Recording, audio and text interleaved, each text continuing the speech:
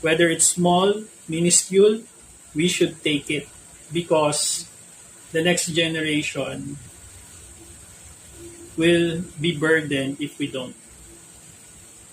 Okay?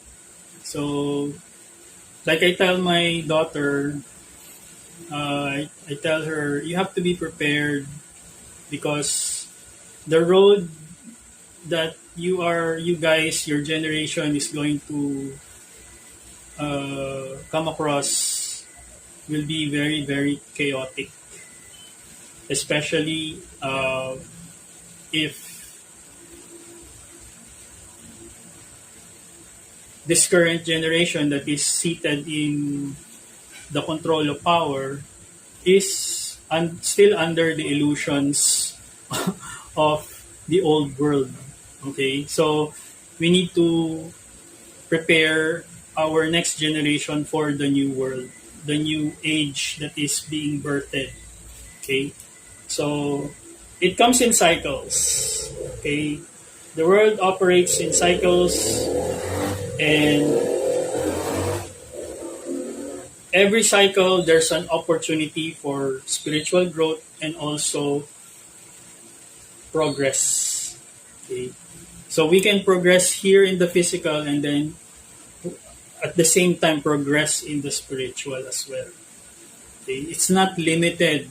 Okay, when you look at me, oh, look how he dresses. He looks spiritual. So if you limit yourself, okay, as you're religious, you're spiritual, you're this, you're that, you have to have an enormous amount of arsenal in your disposal for you to be able to navigate this reality properly. Otherwise, it's going to be repeated suffering, repeated poverty, repeated abuse, repeated wars, repeated.